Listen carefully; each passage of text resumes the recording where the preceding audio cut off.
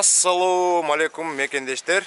Баарыңыздарга Бруклинден ысык салам. Бруклинге келгениңизге бир 2 күн болуп калды. Анча-мынча жумуштар бар болчу. Андан тышкары Бруклинге жаңы келген мекендештер менен кезигип, чер жашып, бир жерден тамак ичип, отуруп, таанышып, ар кандай суроолоруна жооп берели деп мен Instagram баракчадан bir 2 күн мурун пост койгом. Дандори деген өзбек туугандардын кафесинен кезигип, жакшы кечти өткөрдүк. Ошо Бруклин шаарына бир 2-3 ай болуп калган мекендештер келди. Арасында көп жылдан бери жашаган мекендештерибиз келди.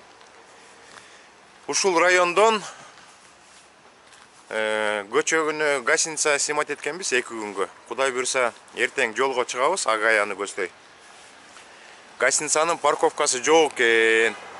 Бир 2 көчө алысыраак жерден парковка таап койгонбуз. Мына бул жакта дагы Нью-Йорктун номери турат, Нью-Йорк штаты. Мен сиздерге көптөн бери айтып жүрөм. Бруклинде досум жашайт, бир 10 жылдан бери. Бул Бруклинде жашап, анан Uber'de көп жылдан бери иштейт. Uber боюнча, такси боюнча көп маалыматтарды билет. Ошол мекендешим менен, досум менен көчөгүнү сүйлөшкөнбүз. Бүгүн кезигип, бир жерден отуруп, жакшынакай такси боюнча маалыматтарды мекендештерге берели деп. Мен көчөгүнү караңгыда парковка кылгам ушул жерге. Машиналар өтөт атат.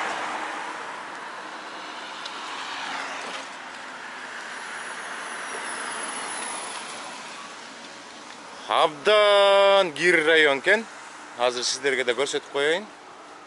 Караңыздарчы. Буяктан кишилер баса турган жер. Бул ар жагынан трейн өтөт экен. Бирок тазалыкты жакшы сакташпайт экен. Агаяда мындай жерлерди көрбөйбүз. Бруклинде ушундай жерлер болуп калат. Маяка мусорларын тыштай беришет экен. Матрастарын да тышташыптыр. Анча жакшы эмес, тазалык керек да. Достор, ошондой. Азыр мен гостиницага барып үй бүлөмдү алып алып, Алмазга чалам.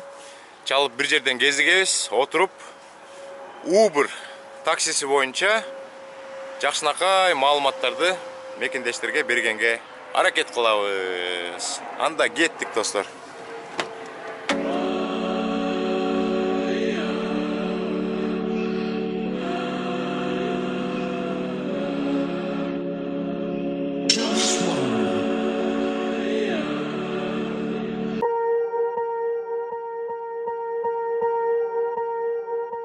Swear I won't forget this, why do I regret this? In my mind reckless, thoughts are feeling endless. Sitting up, I'm breathless, anxiety's infectious. I feel so defenseless, betrayed and embarrassed. I hate being open, I hate being broken. I feel like an ocean, filled up with emotion. Anger ain't a potion, rub it on like lotion. I can feel it soaking, reopen, the scars have awoken. I can't move on till I let go. I feel so lost, never at home. Need to be strong, every breath hope. Cause I can't move on till I let go. I can't move on till I let go. I feel so lost, never at home. Need to be strong, every breath hope. Cause I can't move on till I let go.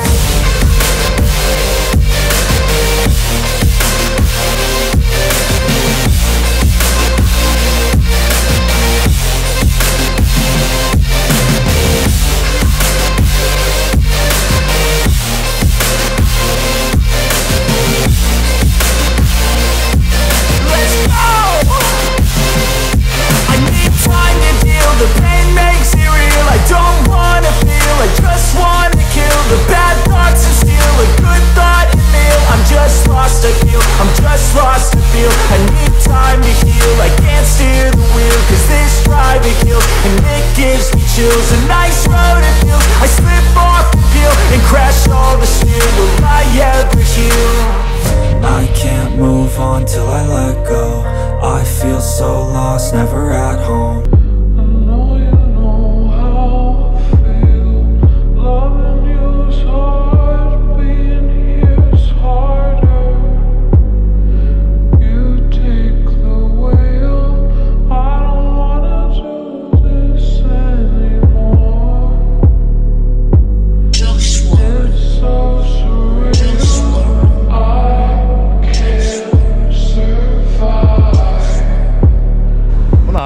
кезиктим. Алмаз экөөбүз 10 жыл мурун таанышканбыз, чогуу жашаганбыз. Алмазда Uber боюнча, такси боюнча опыт көп. Мен сиздерге көптөн бери айтып жүрөм.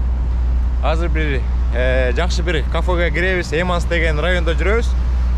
Алмаз болуп Uber'ды устукандайбыз. Бардык нерсесин мекендештерге айтып беребиз.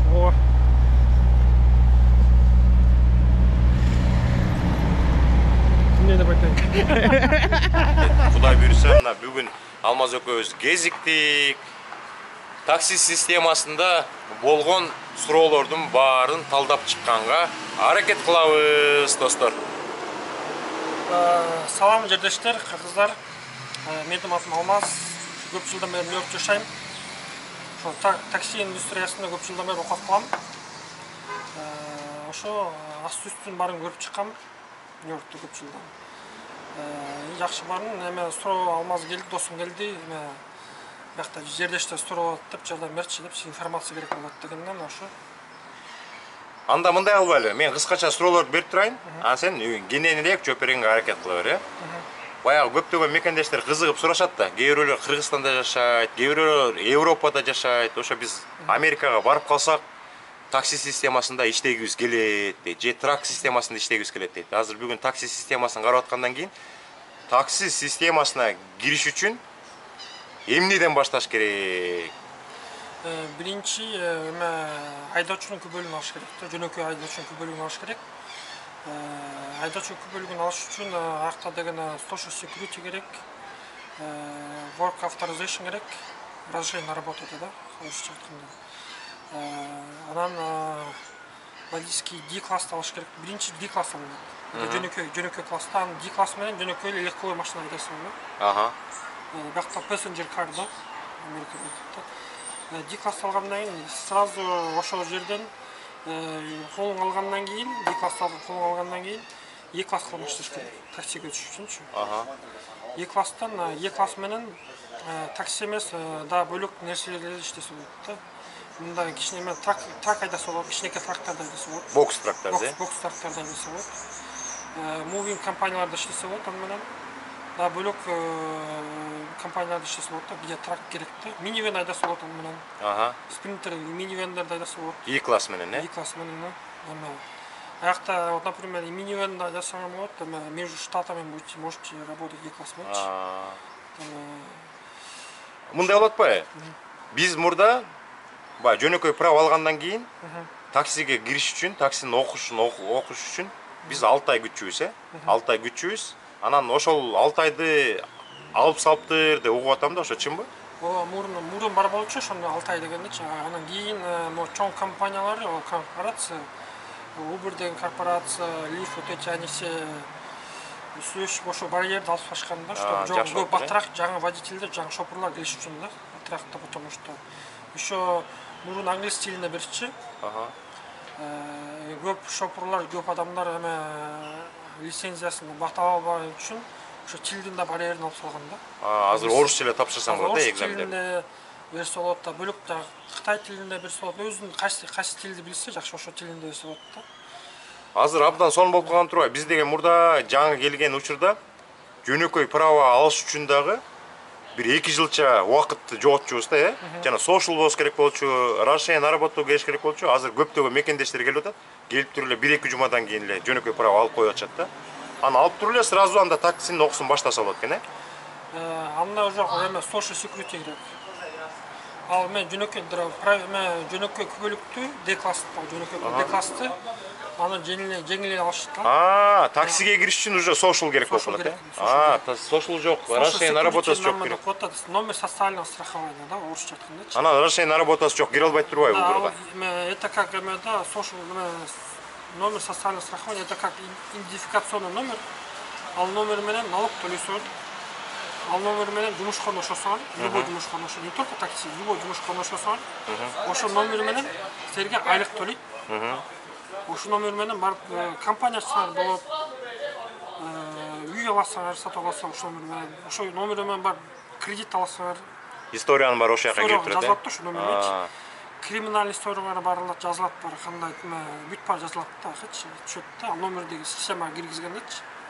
чарп отты. Ушул келген мекендештер жөнөкөй права алгандан кийин башка жумуштарды иштеп турса болот экен. Бокс трагайда баргандай жумуштарды иштеп турса болот экен. Пикап трактарды айдаса болот экен.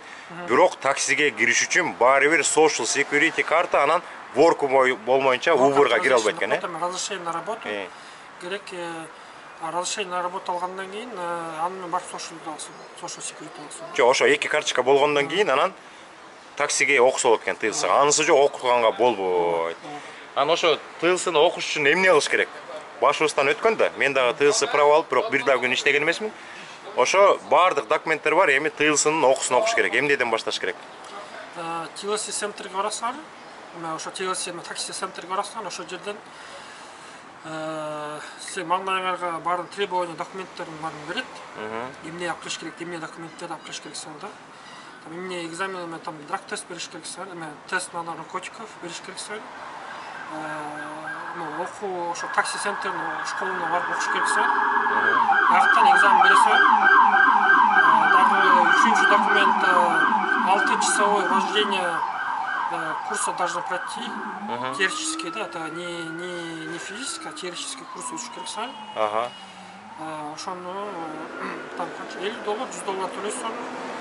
Барасың, любой школадан, любой автошколадан аны берет да, любой автошкола Нью-Йорктан берет. Ал көрсөтүч үчүнчү документ. Ал документ 3 жылга берилет, 3 жыл сайын аны обновлять да. Өзүң жаңыртыш керек. Анан дагы эмне? Ошо тыйылсынын офисине барганда деген, мыякта деген көп райондор бар да. Бруклин, Кюнс, Бронкс, Стейтен Айленд деп. Ошо жакта окуй турган жерлер бар, Ошо өзүң жашаган районго жакын жерге барып окусаң болот, 3 күн окуйсуң. Анан барганда адрестерин берет да. Бүт район бак Нью-Йорктун баарын берет да. И ишинен ошо списоктун жакыныраагын табасың өзүңө. Ошо жака окусаң. Телефондору бар, адрестери бар. Чаласың, сүйлөшөсүң. Вообще TLC'nin өзү эмеси бар, колл-центр бар. Колл-центрдин ошо колл-центрде чаласаң, чалып туруп appointment кандай десем, appointment да. Орусча кандай, кыргызча кандай? Appointment назначить этсең, встреча назначить. Кайсы жерге барасың да, кайсы саатка, кайсы да күнгө. И ошо күндө, ошо саатта баш керексиң ошо жерге, адреске. Окуй турган жерге. Окуп турган жерге, драг-тест берген жерге. Жана ошо. Драг-тестти да жакшыраак түшүндүрө кетели. Бул деген тыйылсыга кирем деген киши драг-тесттен өтүш керек. Бул деген наркотик текшерилинде дагы өтө турган жерлер бар. Кюнсте, Бронксте, ар кайсы жерлерде бар да.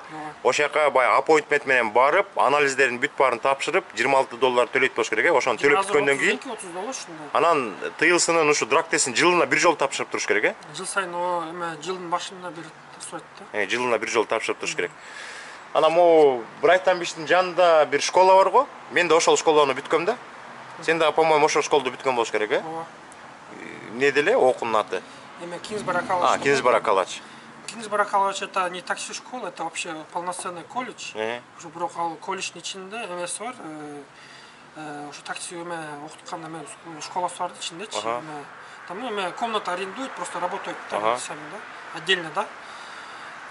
Ошол ошол жерден барасың, окуйсуңар. 3 күн. Астан баарын түшүндүрүп берет. 3 күн окуш керек бе? 3 күн окуп, обычно азыр 3 күн, мурун 3 күн болчу, азыр деген ошондон окуш керек. И актан сураган баарын сурайсыңар, акта түшүндүрүп берет. Акта орусча сүйлөгөндөр бар. И баарын түшүндүрүп берет. Аны 3 күндөн кийин экзамен тапшырыш керек. 3 күндөн кийин ошо жерден эле барып экзамен бересиң. Алар өзүлөрү айтат, кайсы күнү келе экзамен бересиң депчи. Баары болгондочу. Эгерде экзамен бере албай калсаң, кайра экинчи жолу кайра келесиң да. 2 жумадан кийин кайра келип, 1 жума, 2 жумадан кийин кайра даярданасың, даяр болгон кайра келип берсең болот да. И бесконечно да. Көбүнчө экзамен мен да ошол жерден тапшырып эметкем да, экзамен тапшыргам да, 3 күн окугандан кийин экзамен тапшырганбыз, бирок экзамен тапшырганда көбүнчөсү могу райондор кайсы жерде жайланышкан, көчөлөр боюнча суроолор көп болот, ориентировкагачы. Кюнс, Бронкс, Стейтен Айленд, дети Манхэттенде кандай көчөлөр бар, кандай жүрүш керек. Знание города, знание города спрашивают, и как вести себя с клиентом. Как отношения строить с клиентом. Клиент деген кандай эмне суроо бергенде, кандай жооп бериш керек, кандай мамиле кылыш керек, ошонун баарын түшүндүрүп, ошонун баарын окуш керексиң да. Эгерде эметпей койсо, там правила бузсаңар, например, таксинин ичинде дагы кандай айтсам, таксинин түрлөрү бар да. Убердики, например, өзүнчө, Star Taxi өзүнчө, и там алардын эмелери, правилалары өзгөчө, ар кандай да. Айырбаланып турат. Star Taxi, например, Star Taxi, например, любой кишини, адамды көчөдөн көтөрө берсең болот. Без разницы, Нью-Йорктун любой жеринен ала берсең болот да. Там есть еще жашыл такси бар, да. Жашыл такси, например, тоже там определенный районный город, шаар Нью-Йорктун четинен жерлеринде ала албайсың да. Например, жашыл такси менен Манхэттенден ала албайсың. Алган болбойт Манхэттен. Манхэттенге алып келип аласың, клиентти, аяктан кайра бош кетесиң да. Бруклинге же Куинске кайра келген жериңе кетесиң да. Анан Убердик болсо такыр башка. Сен көчөдөн такыр киши ала албайсың, только заказ менен. Только бейстин заказы менен келесиң да. Бейстин заказы менен келесиң, ошол бейстин акты менен аласың да, клиентти. Эгерде, например, ошо правилаларды нарушать этсеңер, бузсаңар, эгерде эртең полицейский кармаса же такси ошо офицер көчө инспектор кармаса көчөдөн штраф чоң штраф. Возможно, даже удаление от этого лайсенса кетет да. Это зависит канчалык, как тяжкий, насколько тяжкость вот это нарушение, да. Ошол экзамен тапшырып бүткөндөн кийин анан бир 2 жумадан кийин келет болуш керек, тыйылсы, правасы. Ошонун баарын бюрократический системаны өткөндөн кийин, баарын бергенден кийин 2 жуманын ичинде келет.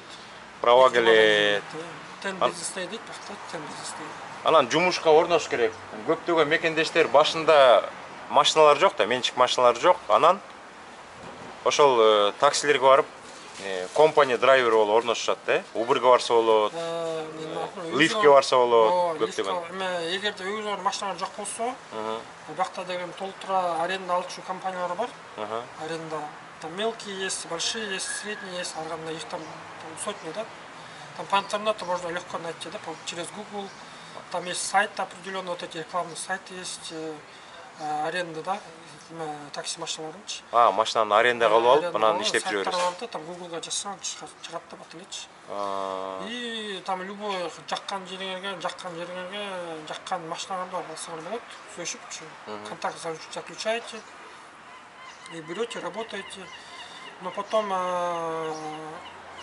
мурун, например, 2018-ге чейин можно было брать свою, можно было ставить свою такси-машину,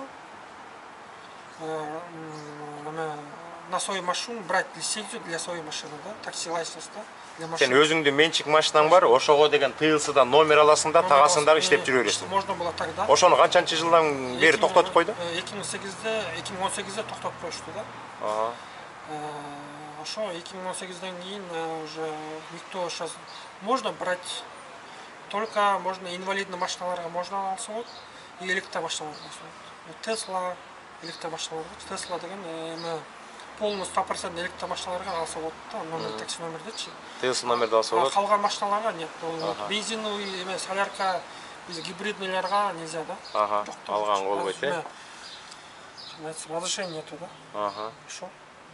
Анан деген таксинин дагы баягы иштегенде мурда деген өзүнүн машинасы болсо тыйылсы номерди алып тагып иштегенде дагы минус жактары да көп болчу да таксиде. Не деген көптөгөн стикерлерди алчу, чынбы э? Это машинаны коюп атканда лицензия такси эмесине система киргизип атканда там инспекция проходит, техосмотр коет биздечи. Техосмотр өтөсүң, техосмотрда ошо требованиялардын баарын кылыш керексиң, там определенный опознавательный стикерлерди коет, знактарды коет. В зависимости от какая-то машина, да, Star Taxi, же Убердикине, же жашыл такси, кайсы категориясына кирип атсаң болмочу. Ошо требования интернеттен барып ошо такси центрден барып сурасаңар болот да, эмне керек да. Керектин баарын информациянын баарын силерге обеспечить берет. Ошолордун да минус жактары ошо болуп атпайбы? Таксиде иштеш үчүн деген жылына 2 жолу техосмотр өтүп туруш керек. Ал техосмотр аябай катуу карайт. Өтпөсөңөр кайра жиберет. Кайра ремонт кылып туруп келиш керек. Там оор деле эмес, жеңил. Жеңил эле. Андан тышкары жана капталына чапталган тоголок, анан бир стикерлери бар. Ошого дагы бир определенный убакта төлөп турат да, жылына 1 жолу же 2 жолу алмаштырып. 2 жолу обычный DMV registration деген бар. Это DMV это типа как машинаның немесе опознавательный бумажкасы да. Ошо буны кагазы жыл сайын обновлять этет да. Еще есть отдельный ошо номерден такси TLC номерден такси центр менен 2 жыл сайын обновлять этип туруш керек да. 2 жыл сайын олар. 2 жыл сайын физ эмесин төлөп там можно сказать налог да. Там $700, $600 төлөйсүң. 2 жыл сайын. 2 жыл сайын. 2 жыл сайын кайда техосмотр өтөсүң. Кадалкасы текшерет, баарын текшерет. И как это как обычно да, стандарт. Анда деген жанагы 2018-жылдан бери бир дагы тыйылсы номерин бербей атышыптыр. А бирок кээ бирлер таксиде иштеп жүрүп башка жумуштарга кеткендер бар да, таксине тракка кеткендер бар, IT специалист болуп кеткендер бар. Ана машинасынын номерин өткөрбөй арендага берген кишилер көп экен, Можно этот номер машины, такси номер машины, можно арендага берсе болот. Арендага берсе болот. Там, например, өзүң машинаң болот, ал машина менен барып, өзүң машина менен сен өзүң такси лайсенс, водительский такси лайсенсың бар, ошол лайсенс менен барып, өзүң машинага ошол номерди койсоң болот, бөлөк адамданчы. Бөлөк адам номерин алып койсоң болот. И ал адамга азыраак аренда төлөйсүң, чем обычно машина аренда. Например, где-то 60, может быть 70% арзаныраак да, чем брать в аренду с номером машины, да? Полный выбор такси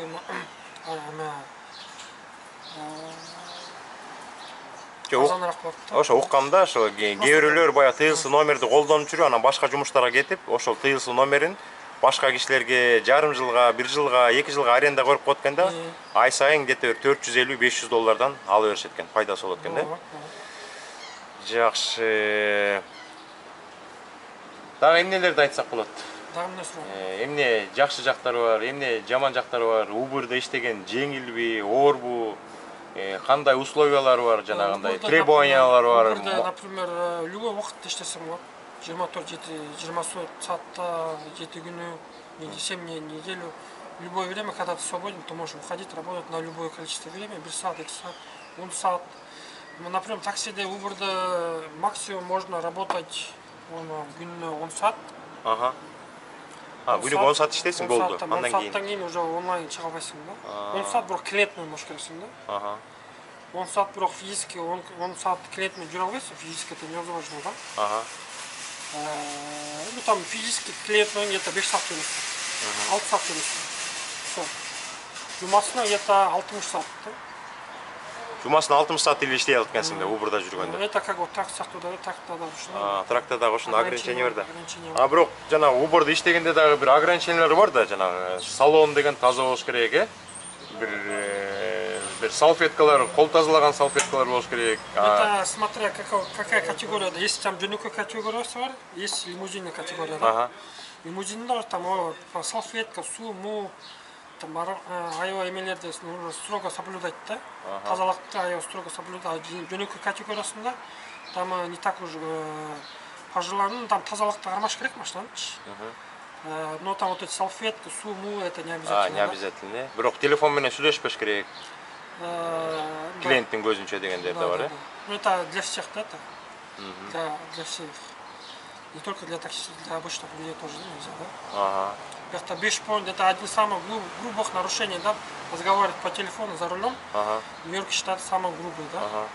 Эгерде 2 жолдон көп кармалсаңар, драйв лайсенс жабып салат. 2 жол телефон менен кармалса. Айдоочу бөлүгүнө жабып салат. Жоша мен да көп угамда, могу тыйылсыда тракта тыйылсыда иштегенде, таксиде иштегенде көбүнчөсү шаарлардан жүрөсүңөр да. Анан баягы нарушать этип калышат дейт көбүнчөсү. Светофордон туура эмес өтүп кетишет. Анан полицейскийлерге көп түшөт, анан баягы тыйылсы айдоочулук күбөлүк бат бузулат дейт. Ошо чынбы? Эгерде, например, TLC-ден ошондой штраф алсаңар, аякта TLC деген штраф төлөдү, бирок поинт түшүрбөйт. Поинт түшпөйт. Поинт водительский права поинт түшпөйт.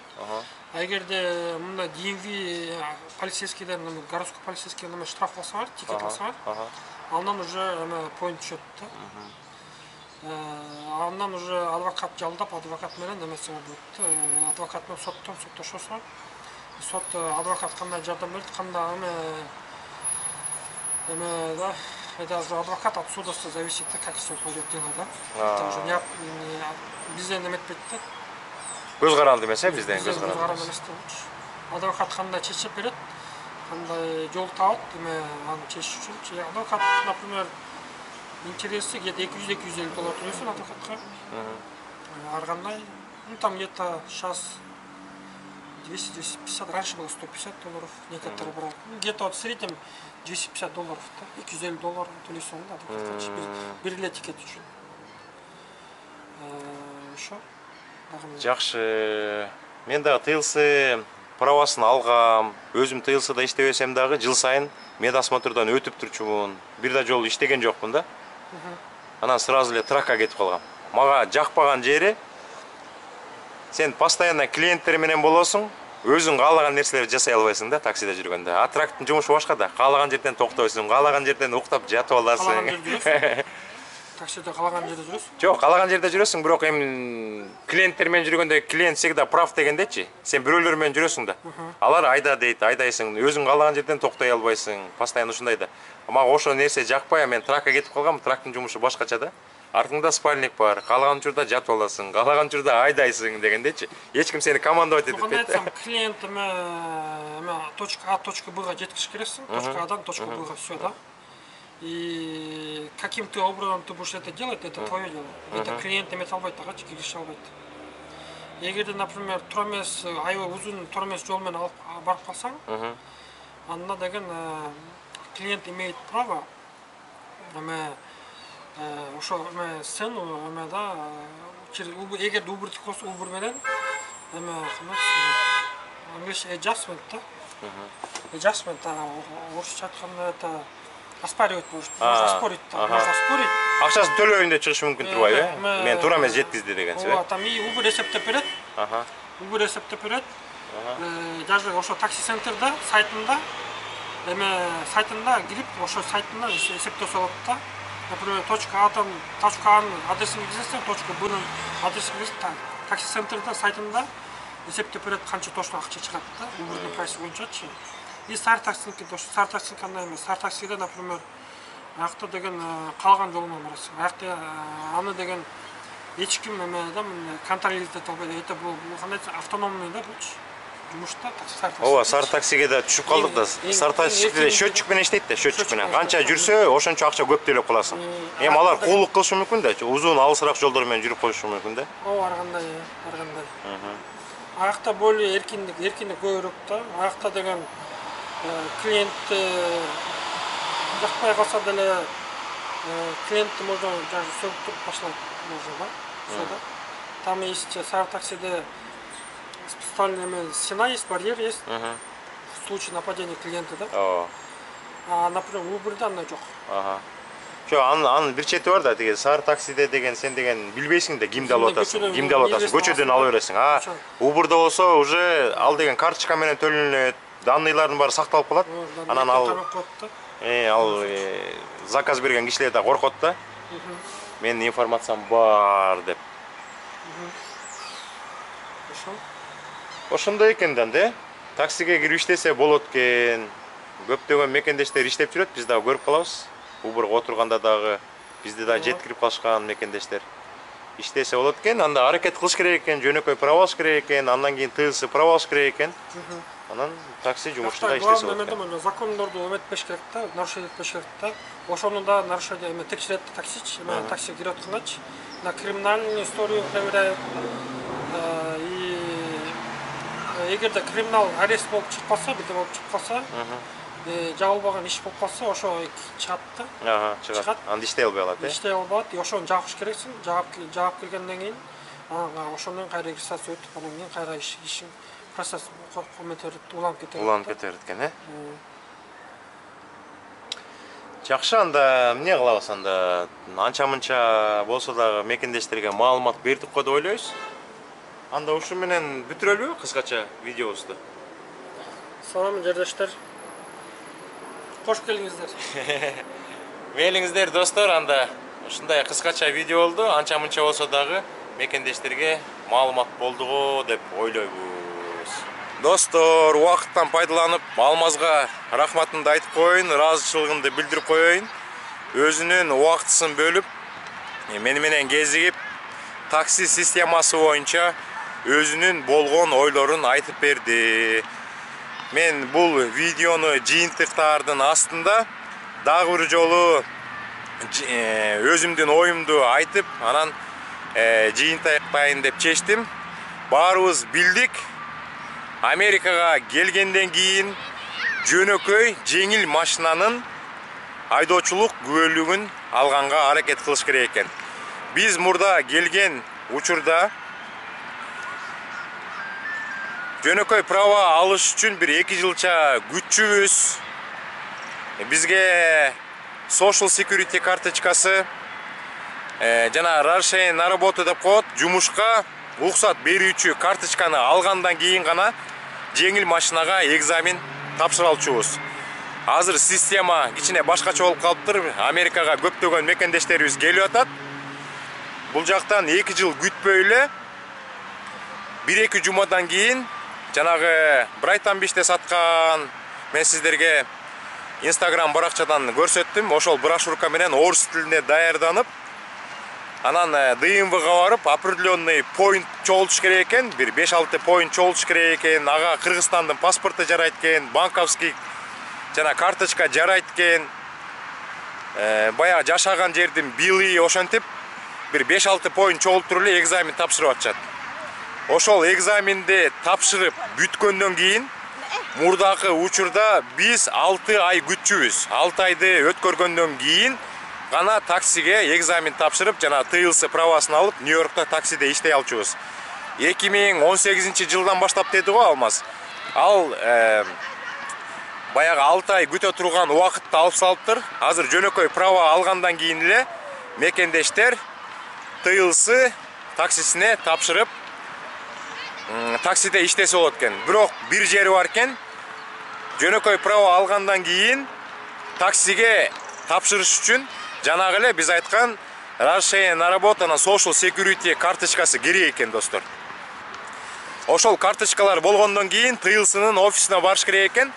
ТЛСнын офиси негизинен Күнс деген райондо жайгашкан. Ошол жакка барып заявкасын толтуруп, мен ТЛСга экзамен тапшырайын деп айткандан кийин ТЛС адрестерди берет экен. Бул жакта Манхэттен, Кюнс, Бронкс, Стетен Айленд, Бронкс деп 5 райондон турат да. Ошол жакта жайгашкан. Өзүңөр кайсыл райондо жашасаңар, ошол жакка жакыныраак ТЛСнын окуусун окуп, анан экзамен тапшыра турган адрести берет экен. Андан тышкары бая драг тестти тапшырыш керек экен. Драг тест деген бул наркотикке адамды текшерет. Бая адамдарды ташып иштеген үчүн такси жумушуна кириш үчүн драг тест өтүш керек. Бул драг тест дагы ар бир райондо бар. Өзүңөрдүн үйүңөрдүн жанындагы драг тест тапшыра турган жерге аппоинтмент кылып, определенный убакта барып, анализдердин баардыгын тапшырып, $26 төлөгөндөн кийин гана анан сиздер жанагы окууга бара алат экенсиздер. Кинсбара колледж дедиби жана Алмаз. Жана Брайтан Биштин жанында атайын бир окуу жай бар. Ошол окуу жайда мен дагы бүткөм, Алмаз дагы ошол жерден окуп бүтүптүр, ТЛС правасын алыптыр. Ал жакка барганда 3 күн окуш керек. 3 күн лекция болот. Ошо 3 күндөн кийин анан 1 күндү назначать этип экзамен тапшырат. Ошо экзамен тапшырганда мен жана айтып атпаймынбы, жана 5 район бар деп. Ошо райондун карталары бар. Ошол карталарды изучать этиш керек дагы. Экзаменде көбүнчөсү ошо карта боюнча келет. Манхэттенде бул көчө кайсыл, кандай көчөлөр бар, кандай жүрүш керек, жанагы такси менен иштегенде клиенттер менен кандай сүйлөшүш керек, ошондой көп суроолор болот. Анан экзаменди тапшырып бүткөндөн кийин определенный акчалар төлөнөт. Мен окуп бүткөндө $1000 төлөп бүткөм. Жана айткандай мен бир да күн таксиде иштеген эмесмин. Андан кийин трактын окуусун окуп, CDL правасын алып, мен тракка кетип калгам. Ошол экзаменди тапшырып бүткөндөн кийин 2 жуманын ичинде жанагы тыйылсы деген права келет экен. Ошол тыйылсы права колго тийгенден кийин бул жактан көптөгөн компаниялар бар да. Такси боюнча Uber бар, Lyft деген бар. Ар кандай таксинин түрлөрү бар. Анан жанагы ден соолугу чектелген адамдарды дагы үйүнөн больницага ташый турган ар кандай учреждениялар бар. Ошол жака баягы компания драйвери болуп кирсе болот. Ошолордун машинасын рентке алып, арендага алып иштесе болот. Анан кийинчерээк өзүңүздөрдө акча тыйын болгондо кадимкидей машина сатып алып, мурда ошондой болчу.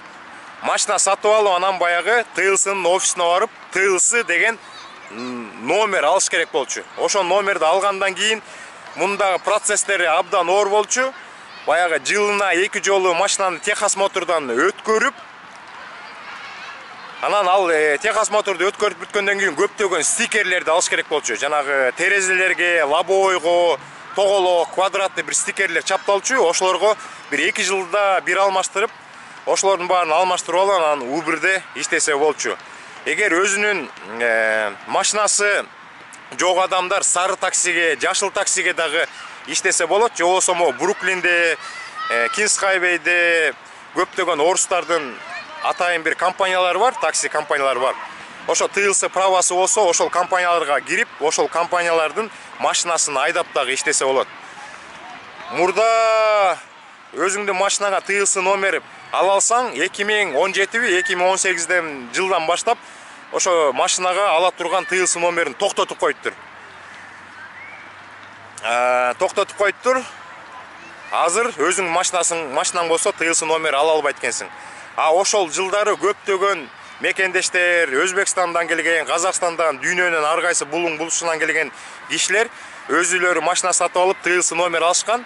Кээ бирлөрү тракка кеткен, кээ бирлөрү IT жагына кеткен, кээ бирлөрү башка системага кеткенде ошо тыйылсы номерди ДМВга апарып өткөрүп салбай арендага берсе болот экен да. Азыркыдагы көптөгөн кишилер ошо тыйылсы номерлерин арендага берип, 1 жылга ар кандай кишилер менен договор түзүп, айына $450-500 баягы арендага берип, анан пайдасын көрүп жаткан адамдар көп экен. Эми ар кайсы штаттын закондору ар кандай. Мен уккам, Чикагода жөнөкөй право алгандан кийин баягы таксиге кириш үчүн 1 жыл күтүш керек экен деп. Бул Чикагода ошол боюнча болуш керек. Көптөгөн башка штаттарда жөнөкөй право алгандан кийин өзүңдүн машинаң болсо эчтеке номерин алмаштырбайсың, тыйылсы деген правоны албайсың. Өзүнүн Uber'дин эйпи болот. Определенный сроктор бар да, бирок ар кайсы штаттарда, кээ бир штаттарда 1 жыл, кээ бир штаттарда жарым жыл, кээ бир штаттарда андан аз болушу мүмкүн. Анан ошол срок бүткөндөн кийин эле силерди өзүңөрдүн жанагы айдоочулук күбөлүңөрдү ошол компанияга жиберип, анан эйпин көчүрүп алып эле, интернеттен эйпин көчүрүп алып, анан таксиде иштеп жүрө берсеңиздер болот. Башка штаттарда жеңилирээк, эң катуу закондордун бүт баары ошо чоң шаарларда, Нью-Йоркто, Чикагода, Калифорнияда ушундай нерселер болуш керек. Атак мекендештери келгенде бизге окшоп 2 жыл күтүп, белдердин баарын сындырып, грузчик болуп иштеп, ар кандай оор жумуштар иштебей, азыр келген мекендештер бат эле убакытта жөнөкөй право алып, жакшы жумуштарга кирип иштеп жатышат. Өзүңүздөр билгендей бокс трак айдап жатышат. Андан тышкары пикап трактар менен машина айдап жатышат. Анан көптөгөн жумуштар бар. Рекламага чыгып турат, русский рекламага интернеттен.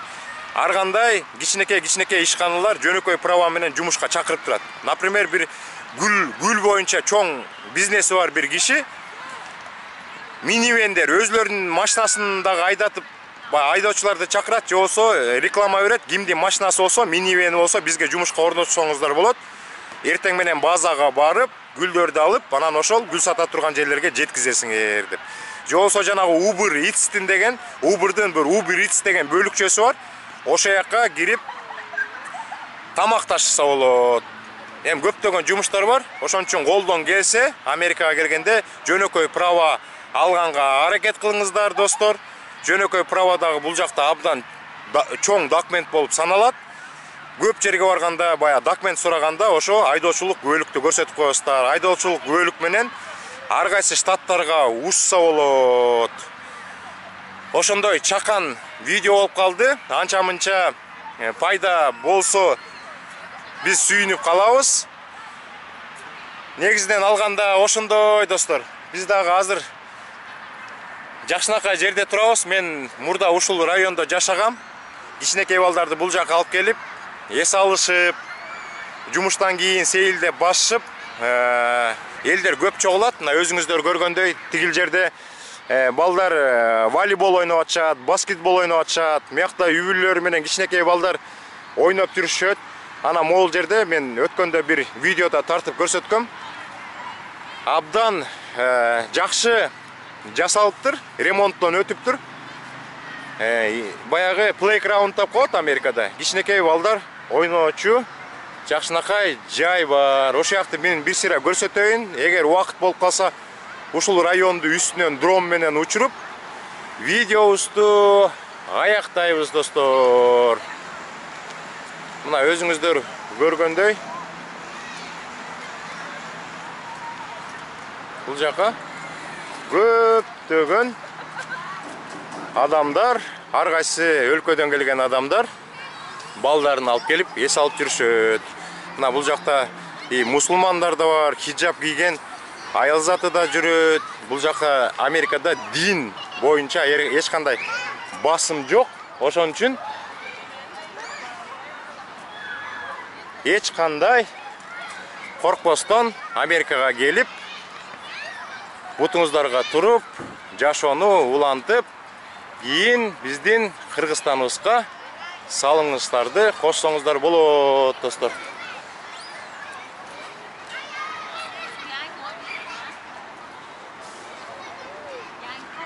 Биз бир жолу киргенде моякта фонтан иштеп жаткан. Кичинекей балдар фонтандан эки жака чуркап, ойноп, көңүлдөрүн ачып жүрүшкөн. Жердин баары жумшак нерселер менен жасалыптыр. Балдар жыгылып кетсе, эч кандай баягы бир жерин сындырып, же болсо бир жерин чыгарып албаш үчүн достор.